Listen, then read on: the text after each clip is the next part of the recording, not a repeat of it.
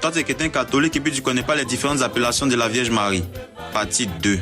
Faut t'asseoir et garder ta place. On commence avec Notre-Dame du Mont-Carmel, avec 26 votes sur 453. Quand je dis 26 votes, je parle des commentaires. Marie est honorée comme patronne du Carmel, représentant la contemplation et l'intercession pour les âmes. La date de célébration, c'est le 16 juillet. On l'invoque pour la protection, le soutien dans la vie spirituelle et la persévérance dans la foi. À la 4e place, Notre-Dame du Rosaire. Intégrée en 1913 au calendrier liturgique catholique, le pape Léon XIII a déclaré solennellement en 1883 le mois d'octobre comme mois du Rosaire. Marie est appelée Reine du Rosaire. La date de célébration est le 7 octobre. On l'invoque pour la paix, la protection contre le mal et la persévérance dans la prière. À la 3e place, avec 49 votes sur 453.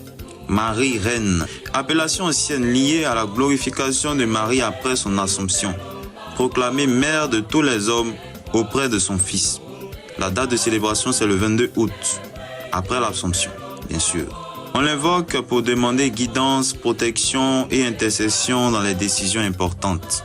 À la 2e place, Notre-Dame du Perpétuel Secours. Icône byzantine du XIVe siècle, apportée à Rome en 1499, Marie est présentée entourée des archanges et tenant Jésus en offrant secours constant aux fidèles. La date de célébration est le 27 juin.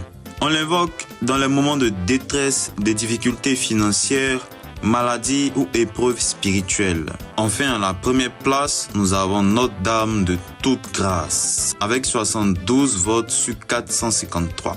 Cette appellation provient d'une apparition à Sainte Catherine Labourée en 1830, où Marie est appelée Mère de toute grâce, distribuant la grâce divine par ses mérites.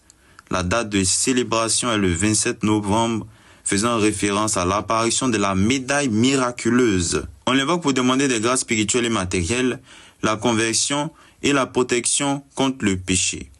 C'est tout pour cette 2e partie. N'hésitez pas encore à mettre dans les commentaires des appellations qui n'ont pas été mentionnées lors de ce top.